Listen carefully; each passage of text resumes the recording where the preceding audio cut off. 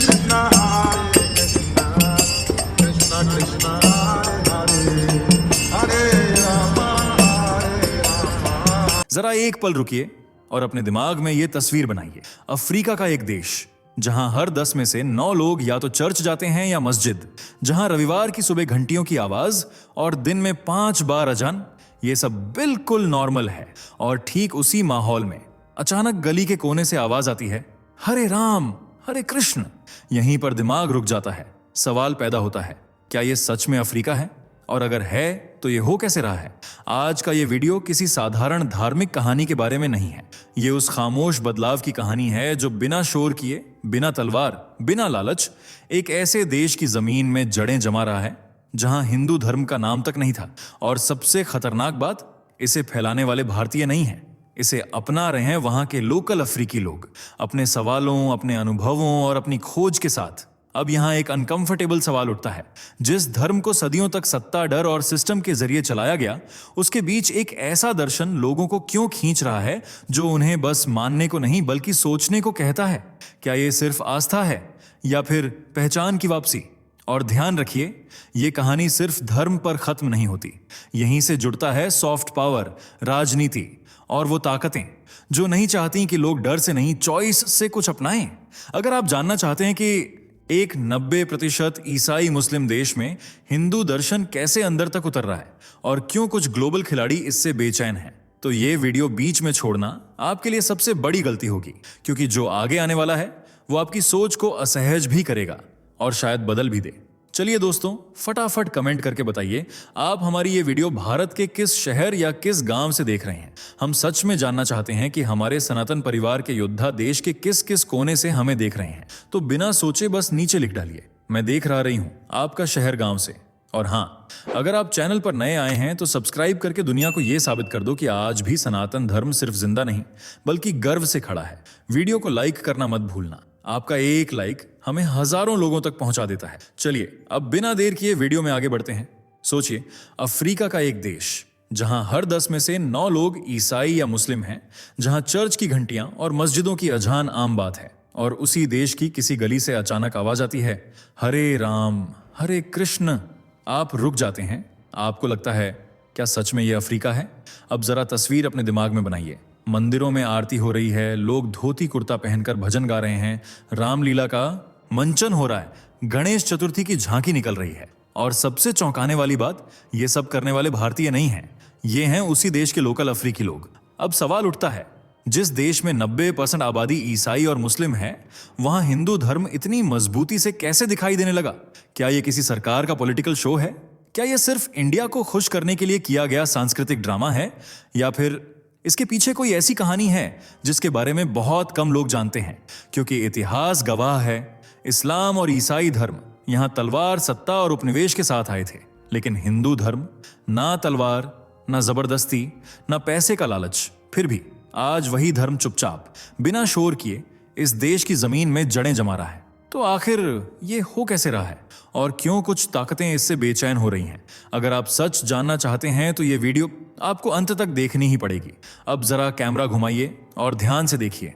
ढोल की थाप पर लोग नाच रहे हैं, अगरबत्ती की खुशबू हवा में घुली हुई है, एक पुजारी आरती की थाली घुमा रहा है, AUM जय जगदीश हरे। महिलाएं साड़ी में हैं, माथे पर तिलक है, बच्चे फूल बरसा रहे हैं। एक पल के लिए लगता है शायद हम भारत के किसी छोटे शहर में आ गए हैं, लेकिन नहीं, ये भारत नहीं है, ये अफ्रीका है। यहाँ हिंदू रीति रिवाजों से शादियां हो रही हैं, गणेश चतुर्थी पर विसर्जन निकाला जा रहा है, रामनवमी, रथ यात्रा, नवरात्रि, सब कुछ पूरे उत्साह के साथ। अब सबसे जरूरी बात, ध्यान से सुनिए, इन आयोजनों में आगे खड़े लोग भारतीय नहीं हैं। ये ना तो प्रवासी इंडियन हैं, ना कोई कल्चरल ट्रूप।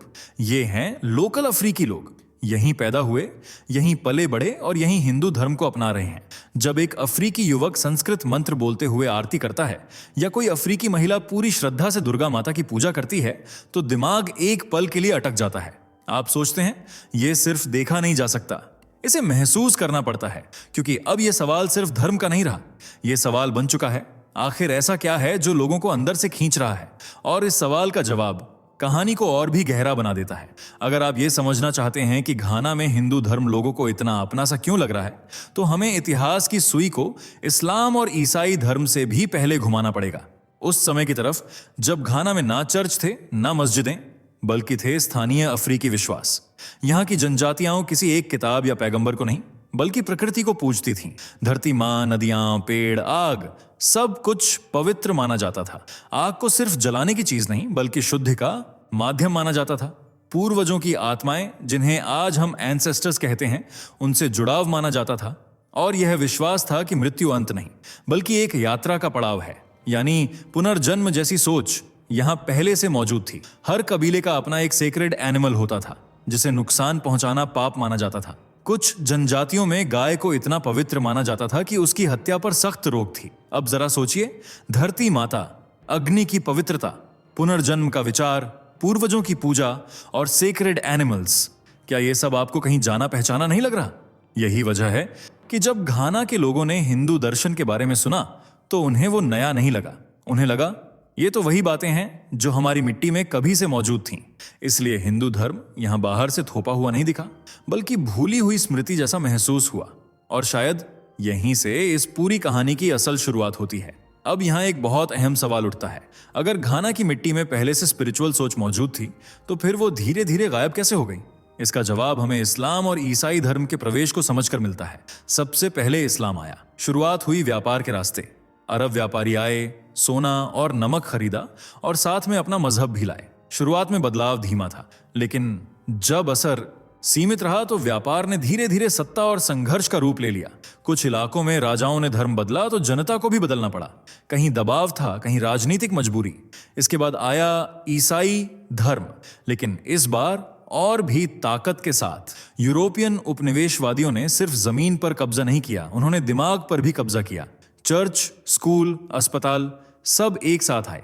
पढ़ाई के बदले धर्म, नौकरी के बदले पहचान और सभ्यता के नाम पर स्थानीय विश्वासों को अंधविश्वास कहकर खत्म किया गया। बच्चों को सिखाया गया कि उनके पूर्वज गलत थे, उनकी पूजा पाप थी, उनकी परंपराएं पिछड़ी थीं। धीरे धीरे लोग बदले, लेकिन सवाल यह है, क्या वो अंदर से बदले?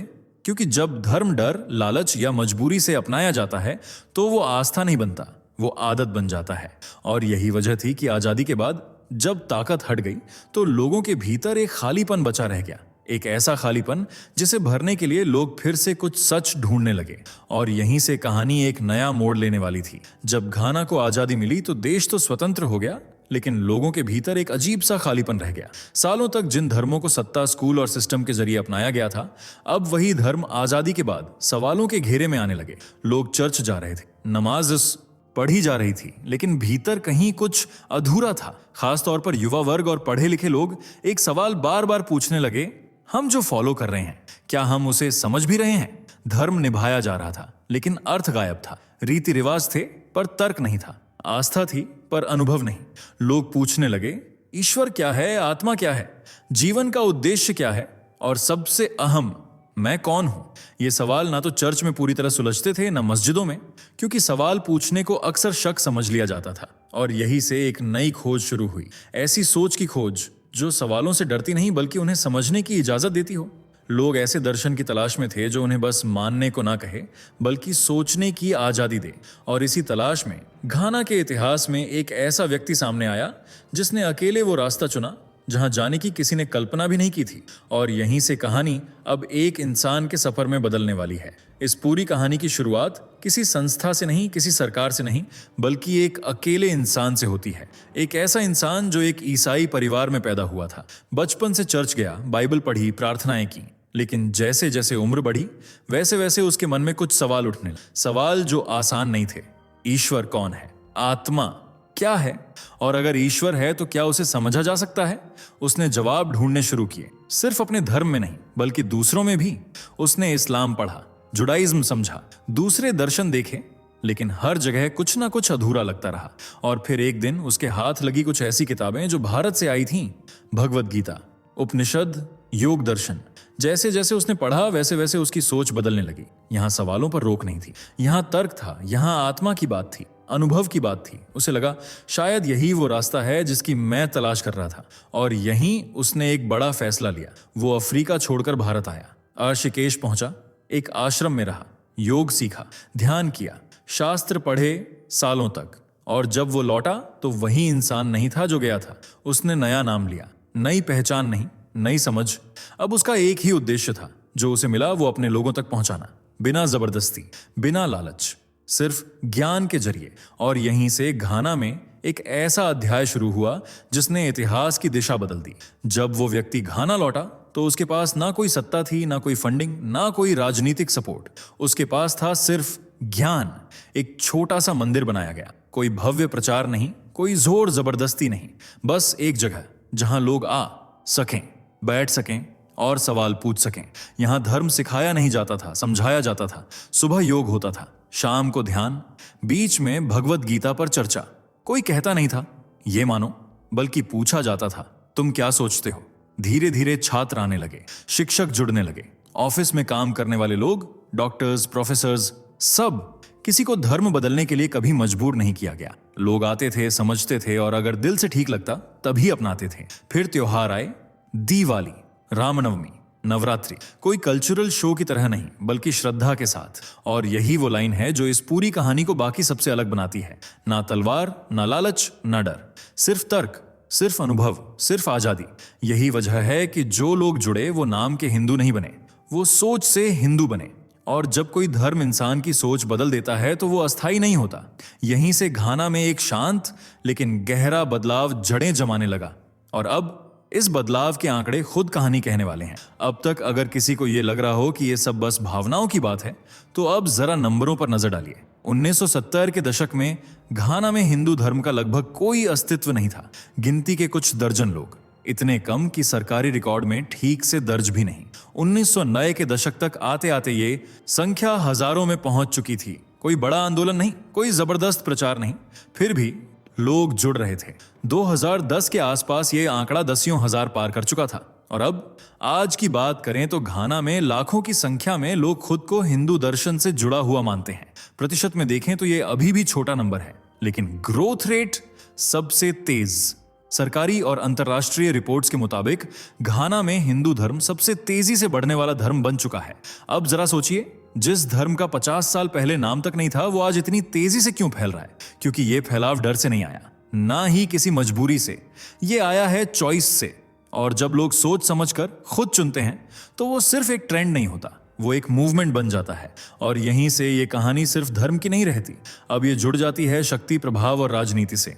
क्योंकि कुछ ताकतें हैं जिन्हें ये बदलाव बिल्कुल पसंद नहीं आ रहा, और उनमें से एक नाम सबसे ऊपर है। अब तक की कहानी अगर ध्यान से सुनी हो तो आपको समझ आ गया होगा, ये सिर्फ मंदिरों, भजनों और दर्शन की बात नहीं है।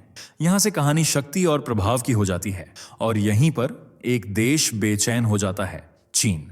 चीन का अफ्रीका में एक तयशुदा तरीका रहा है। पहले बड़े बड़े वादे, फिर भारी भरकम loan, roads, rail, ports, power projects. शुरुआत में सब चमकदार लगता है, लेकिन जब लोन चुकाने का समय आता है तो असली खेल शुरू होता है। देश कर्ज में फंसता है और बदले में चीन को मिल जाता है strategic control, ports, mines, energy grids, यहां तक कि लोकल इंडस्ट्रीज। घाना में भी कुछ ऐसा ही देखने को मिला। रिसोर्स एक्सप्लॉयटेशन, लोकल बिजनेस पर दबाव और आम लोगों में धीरे धीरे बढ़ता गुस्सा। आज हालत यह है कि घाना में चीन को लेकर रिजेंटमेंट खुलकर दिखने लगा है। और ठीक इसी समय भारत की एंट्री होती है। भारत लोन देता है, लेकिन शर्तों के साथ नहीं, सम्मान के साथ, इंफ्रास्ट्रक्चर के साथ, एजुकेशन, टेक्नोलॉजी के साथ कल्चर।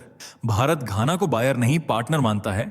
और यहीं पर सबसे खतरनाक चीज पैदा होती है, सॉफ्ट पावर। क्योंकि जब धर्म, संस्कृति और भरोसा एक साथ जुड़ जाते हैं तो प्रभाव कागजी समझौतों से नहीं, लोगों के दिलों से बनता है। और यही वो चीज है जिसे ना खरीदा जा सकता है, ना दबाया जा सकता है। शायद इसी वजह से घाना में हो रहा यह शांत बदलाव कुछ ताकतों के लिए खतरे की घंटी बन चुका है। लेकिन कहानी अभी खत्म नहीं हुई, क्योंकि अब सवाल यह है, इस बदलाव का भविष्य क्या है? अब जरा एक कदम पीछे हटकर पूरी तस्वीर को देखिए। घाना में उभर रही है हिंदू पहचान सिर्फ पूजा पाठ तक सीमित नहीं है, यह भविष्य के इन्फ्लुएंसर्स की कहानी है। इतिहास गवाह है, जब किसी देश में स्थानीय लोग किसी विचारधारा को अपने मन से अपनाते हैं तो वही लोग आगे चलकर पॉलिसी, कल्चर और सोसाइटी को शेप करते हैं। अमेरिका में यहूदी समुदाय, फ्रांस में आर्मेनियन प्रभाव, ब्राजील में जापानी मूल के लोग।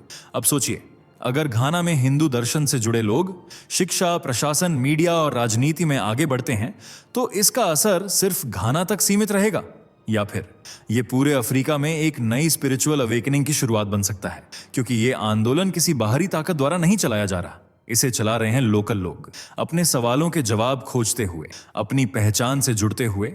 और यही वजह है कि ये सिर्फ एक फेज नहीं लगता, ये लगता है एक शुरुआत, अंत नहीं। और अब सवाल आपसे है, क्या आपको लगता है कि ये बदलाव सिर्फ घाना तक रुकेगा, या क्या अफ्रीका एक बार फिर अपनी जड़ों की तरफ लौटने वाला है, लेकिन इस बार एक नए रूप में? अपनी राय कमेंट्स में जरूर लिखिए, वीडियो को शेयर कीजिए ताकि ये चर्चा आगे बढ़े। और अगर आप जानना चाहते हैं कि भारत की ये सॉफ्ट पावर आने वाले सालों में और किन देशों में असर दिखा सकती है, तो अगला वीडियो आपको जरूर देखना चाहिए, क्योंकि कहानी अभी जारी है। दोस्तों, आपको स्क्रीन पर 2 और वीडियोस दिखाई दे रही हैं, जिसे देखने के लिए स्क्रीन पर क्लिक करें।